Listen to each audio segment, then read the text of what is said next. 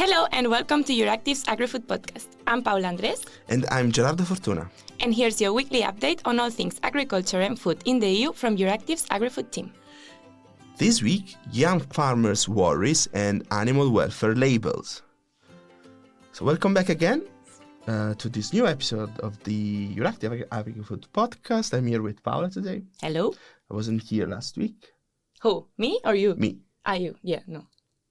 Because, where were you? Yeah, thanks for the question.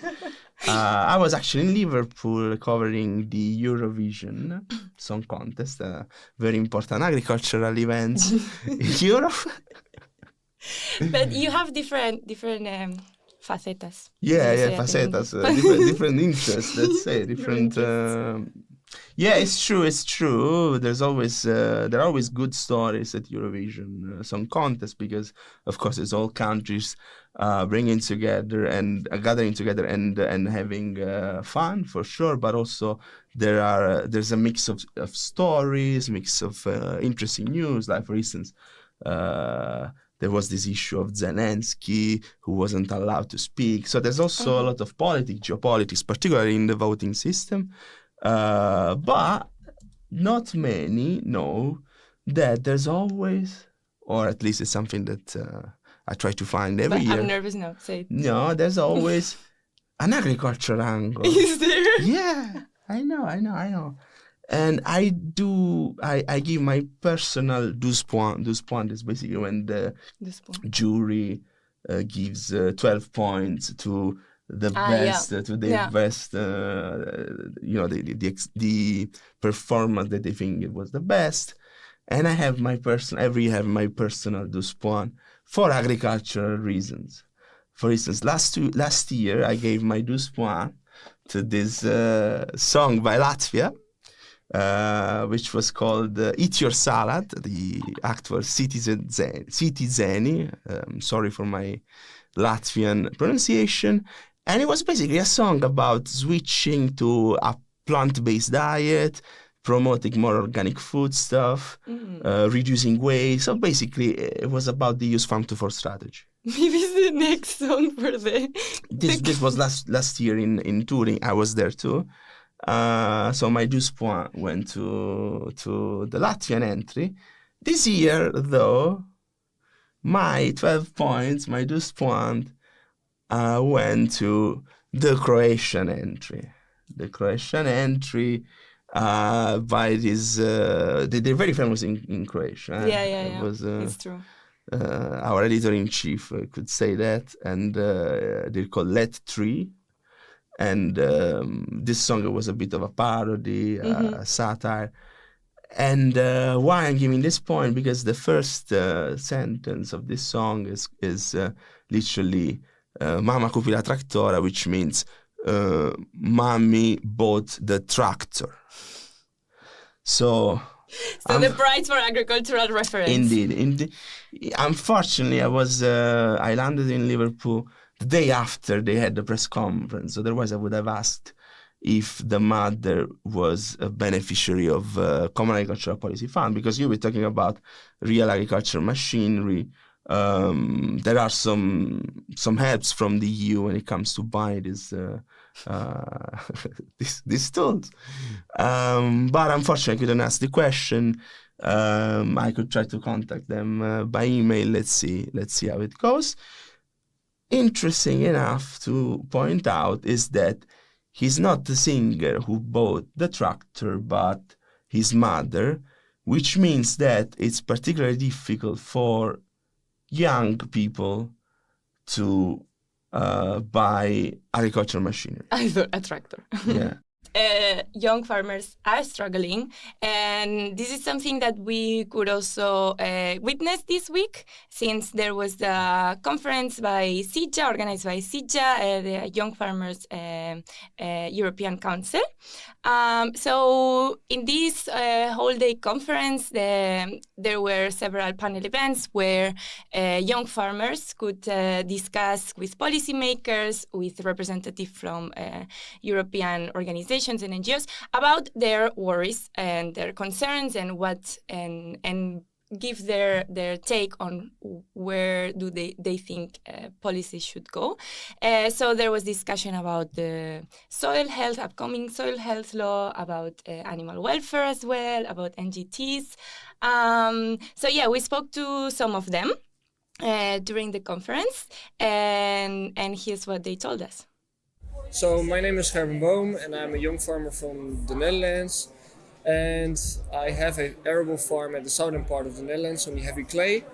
Today I'm here to talk about my experiences on my farm and the plan that my father and I had about growing protein crops. Today I brought my story to the policymakers, and I pointed out that it's really important to reflect on the farming activities and to have a reflection from young farmers outside who comes from the field to reflect on the policies and the ambitions that the Commission and other European institutions have to make sure that we come forward to a sustainable future, but that it is possible to adapt by a farmer. Hello, my name is Katharina Schobersberger.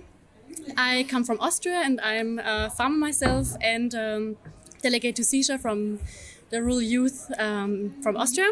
So for me it's very important to have young farmers represented, because also I will at some point take over the farm of my parents-in-law together with my fiance. And I'm very looking forward to it, and I think it's important to kind of shape the way and to facilitate people, and especially young farmers, being able and also wanting to take over the farm.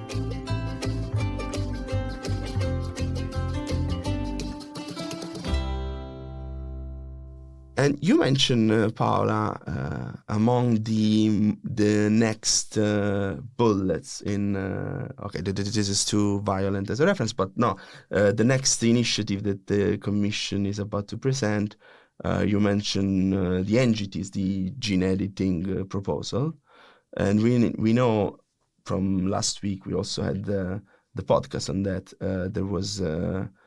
There's still some clash between the Commission and some MEPs. We published last week a very interesting story by Natasha on this sort of blackmailing from the Commission. So basically, either you go on with the pesticide cuts plan, the sustainable use of pesticide regulation, or we're not going to present the gene editing proposal.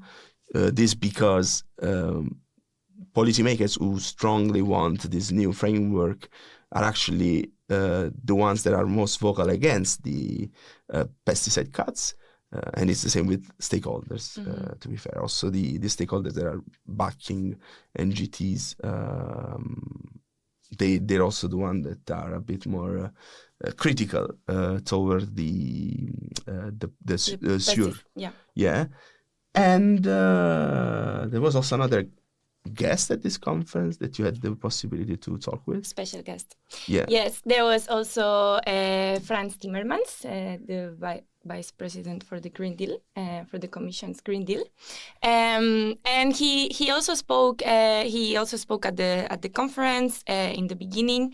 He spoke a lot about how policies like the Green Deal are important for young farmers who are the ones who are starting and will in the future suffer the consequence of the climate and the biodiversity crisis. And he also spoke to them on the sidelines of the conference just before getting into the room.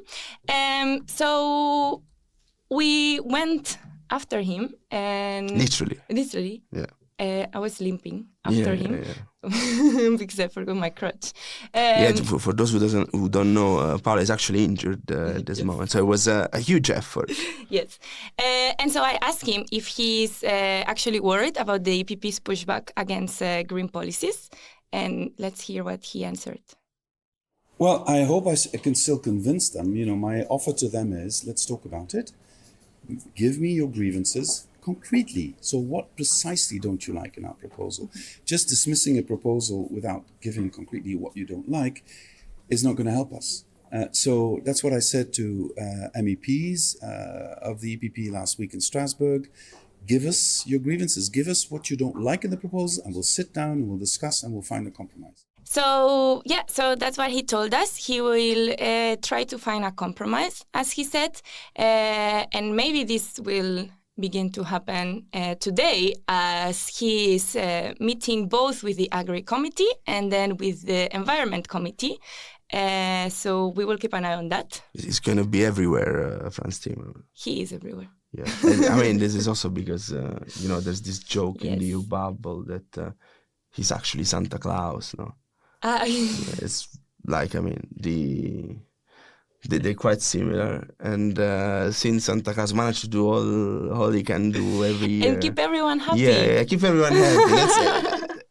I can say that this could be a bit more difficult than the normal efforts by Santa Claus, but let's see what could happen.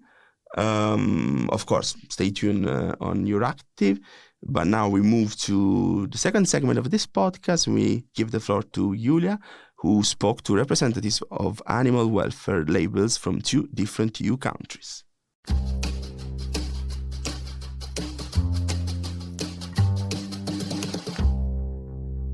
When you buy meat or other animal products in the supermarket, do you look at animal welfare labels to make your decision?